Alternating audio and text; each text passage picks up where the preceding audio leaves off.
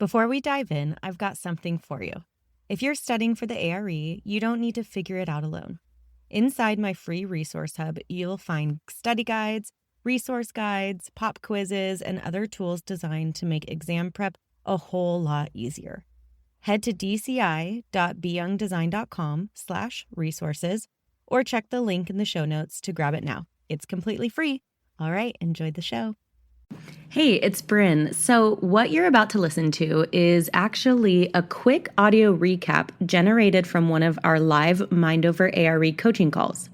These are meant to give you a little bite-sized takeaway and some motivation to help you pass your next architecture exam. All right, let's dive in.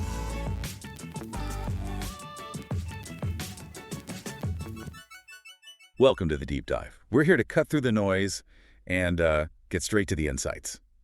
You know how sometimes financial terms, especially in architecture and design, they can feel a bit like a foreign language? Oh, absolutely. All those acronyms, the ratios, it can be tough. Exactly. Tough to really grasp how it all impacts, your daily work, your firm's bottom line. Yeah. Well, today we're going to try and make it clearer.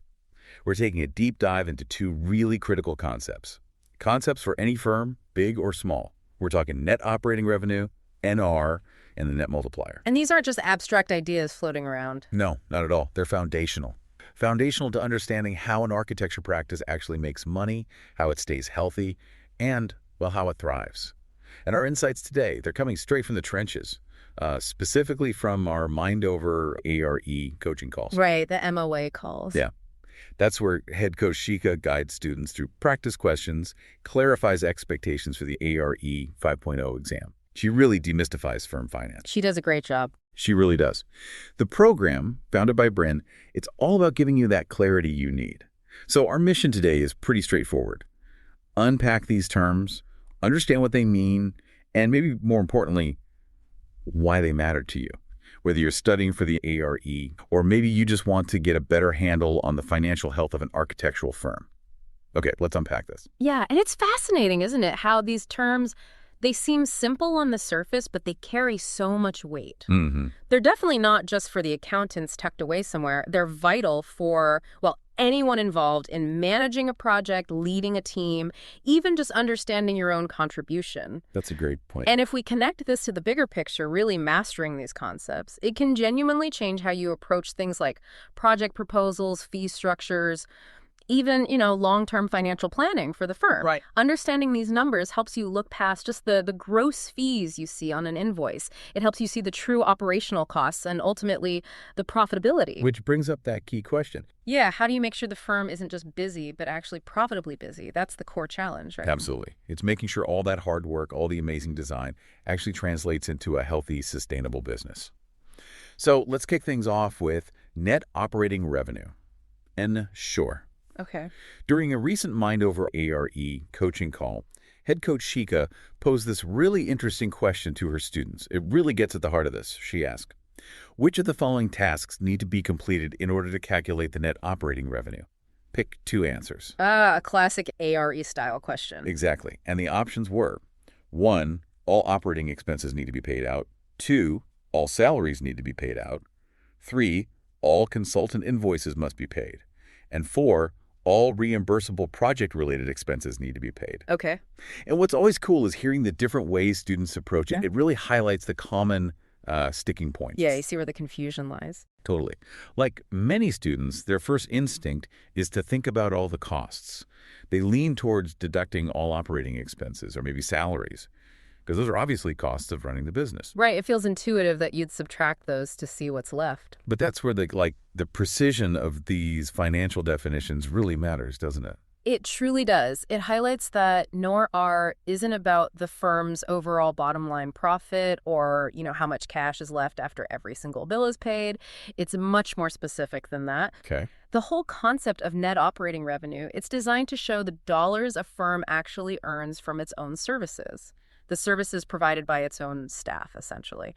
After you subtract those project-specific costs that kind of just pass through the firm. Oh, like consultant fees. Exactly. Consultant fees and also those direct project expenses that are tied to external resources for that specific project. So thinking back to Shikha's question, the correct answers were actually C and D. C and D. Hmm? So all consultant invoices must be paid, and all reimbursable project-related expenses need to be paid. Okay? Yep. You subtract those from your total revenue. So it's really about isolating the revenue generated by the firm's own expertise, its own effort. After accounting for the money that's essentially just passed through to others, that makes a lot more sense now. Now, during the coaching calls, Shikha really emphasizes the specific language here. The source material, it defines net operating revenue as the net dollars remaining after deducting the invoiced consultant fees and expenses and all reimbursable and non-reimbursable project-related expenses. Right. That phrase, reimbursable and non-reimbursable project-related expenses, that could be a bit tricky. Could you maybe unpack that distinction for us? It sounds important. Absolutely. And it is crucial. It's a point Head Coach Shikha really drills down on for clarity. So think of it this way.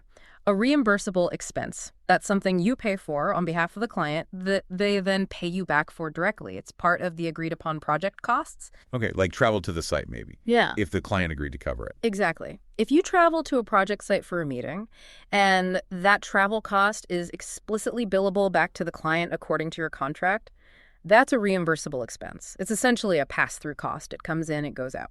Got it. Now, a non-reimbursable project-related expense.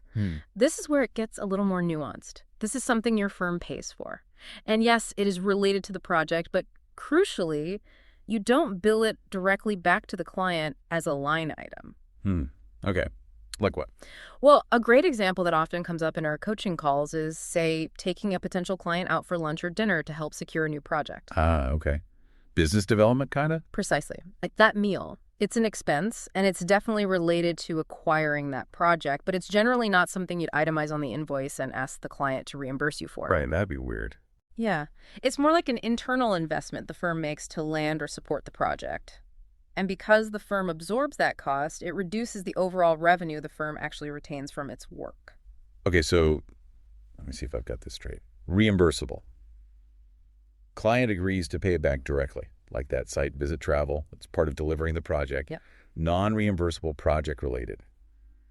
The firm covers it itself to support or get the project, like that client lunch. Yeah. It's not directly billed back, even though it's linked to the project. Yeah. It's an internal firm cost. Is that the key difference? You've absolutely nailed it. That's the core distinction. It's all about differentiating what the client directly pays for versus what the firm absorbs itself to, facilitate or secure the work. Okay. And this level of precision, it's exactly what's needed for accurate financial tracking. It's also why resources like the Architect's Handbook of Professional Practice are so valuable. Right. Shikha mentions that a lot. She does, especially the accounting terms to know exhibit in the firm finance chapters. That's not just for cramming for the ARE exam, it's like a Rosetta Stone for the language of firm finance.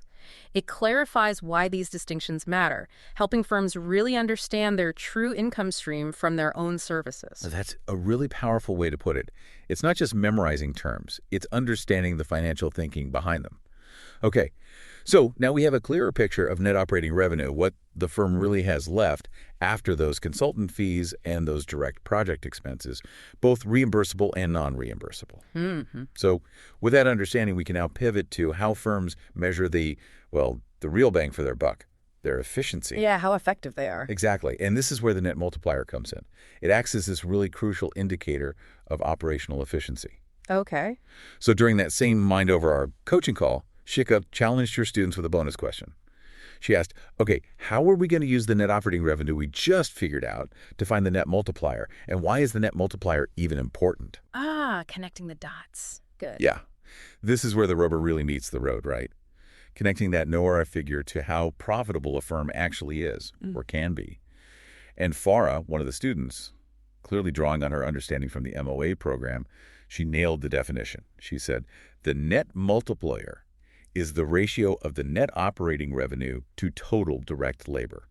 Simple definition. NOR divided by direct labor. Exactly. Net operating revenue divided by direct labor.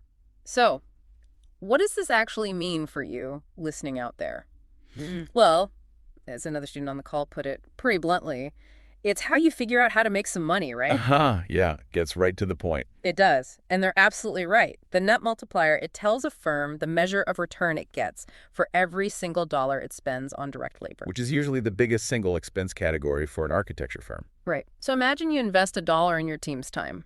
their direct labor. If you only get $1 of NOR back, well, you're just breaking even on that labor cost itself before even considering overhead. Which is not sustainable. Not at all. If you're running a business, you need more than just breaking even on your primary input cost.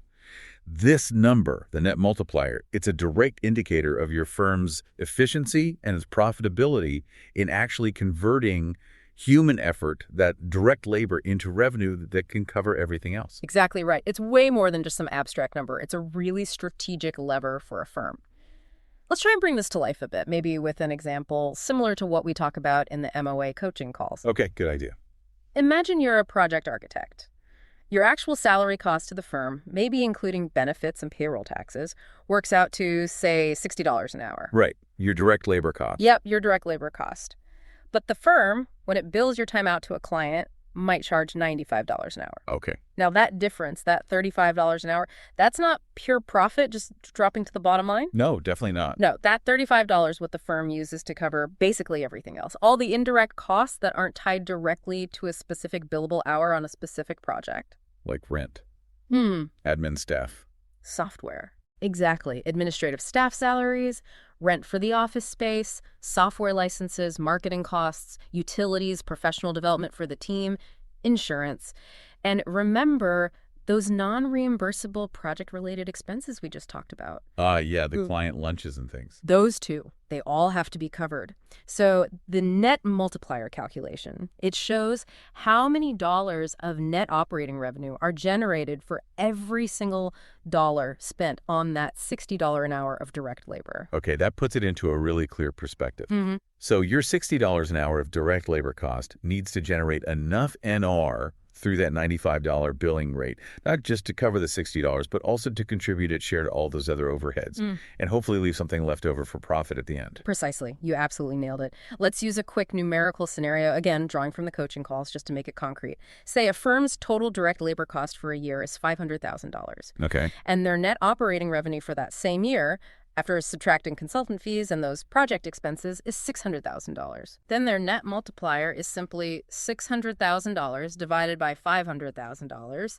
which equals 1.2. 1.2. Okay. So for every dollar they spent on direct labor, they generated $1.20 in net operating revenue. Exactly. Now, here's the really crucial point to consider, and something Shikha always emphasizes. What does that 1.2 actually mean for profitability? Right. Is 1.2 good, bad, average? Well, it depends. Your net multiplier must be bigger than the firm's break-even rate to actually turn a profit. The break-even rate. Yeah. So, for instance, if your firm calculates its break-even rate, the point where it covers all its direct and indirect costs is, say, 1.1, then a net multiplier of 1.2 means you are making a profit. That extra 0.1 is your profit margin on labor. Got it. But conversely, if your actual net multiplier is only 1.1, you're just breaking even. And if it drops below 1.1, say to 1.5 or even less, You're losing money. you're losing money on every hour worked, essentially, once all costs are factored in. It's a really clear, stark signal of the firm's financial health. Wow. Okay.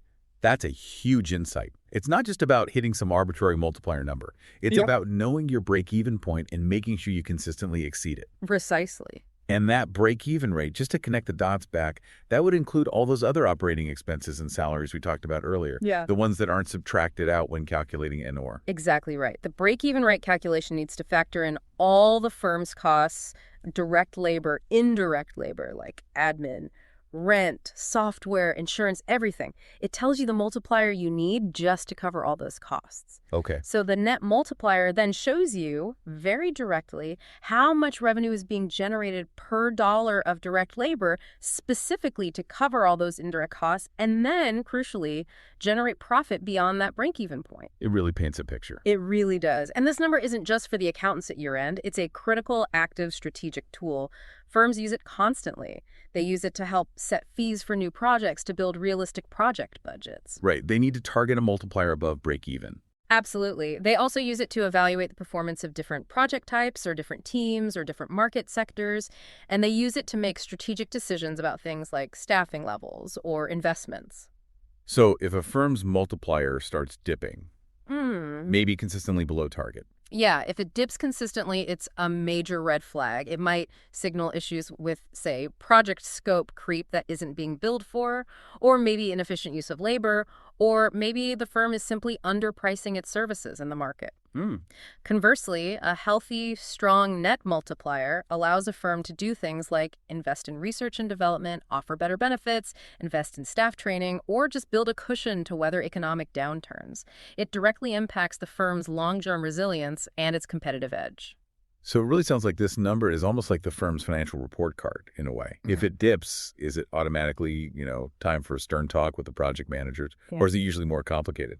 Oh, it's rarely just one single thing, which is actually why it's such a powerful diagnostic tool. A dip could point to a specific project that's gone off the rails financially, sure. But it could just as easily signal broader, more systemic issues, like maybe the firm's standard fee schedule is outdated and hasn't kept pace with rising costs.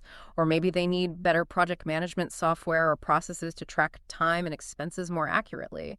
Or perhaps, maybe there was a misjudgment in the market value of their services for a particular project type. So it forces a deeper look. Exactly. It encourages firms to really dig deeper into their operations and their strategy, not just, point fingers when a number looks off. It prompts a more holistic review. That's incredibly insightful. Okay, wow. We have just navigated two pretty fundamental but really critical financial concepts for architecture firms. Net operating revenue and the net multiplier. From getting really precise about what costs are part of INOR to seeing how that net multiplier directly impacts profitability, efficiency, and even strategic decision-making. These are powerful insights. And they go way beyond just studying for an exam. Absolutely. This is real-world firm management stuff. It really is. Right. And these kinds of detailed explanations, these real-world examples and clarifications, that's exactly what you get inside our mind over our coaching calls with Head Coach Shikha.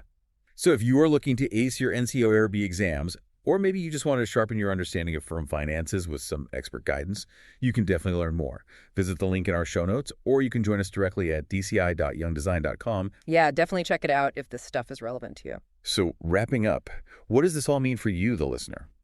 Well, beyond just passing an exam, truly understanding these metrics, NOR, the net multiplier, the break-even rate, it empowers you. It makes you a more effective, more financially savvy professional in the architectural world. The next time you look at a project fee proposal, or a firm's annual budget summary, or even just how your own billable hours are tracked, I really encourage you to think about these numbers. What story are they telling you about the project's true potential and the overall health of the firm? And maybe that brings us to a final compelling question for you to chew on after this deep dive. Consider this. How might a deeper understanding of these financial metrics, like the net multiplier specifically, change the way you approach things? Yes. Interesting. Like how? Well, how might it change the way you negotiate your own value within a firm?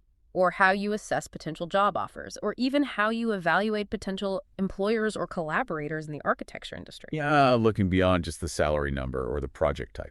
Exactly, because it's not just about the numbers themselves on the page, it's about understanding the financial strategy, the operational efficiency that underpins every single successful, sustainable firm. Something to think about. Thanks for listening today. Hey, remember, you've got free resources waiting for you at dci.beyoungdesign.com/resources. And when you're ready for deeper support and to come hang out with us, join us inside the ABC Club and ABC Club Premium, where you are going to get the help you need to pass your exam and actually enjoy the process. So don't let another week go by without moving forward. Take action. You got this. Check the links in the show notes and join us inside the club.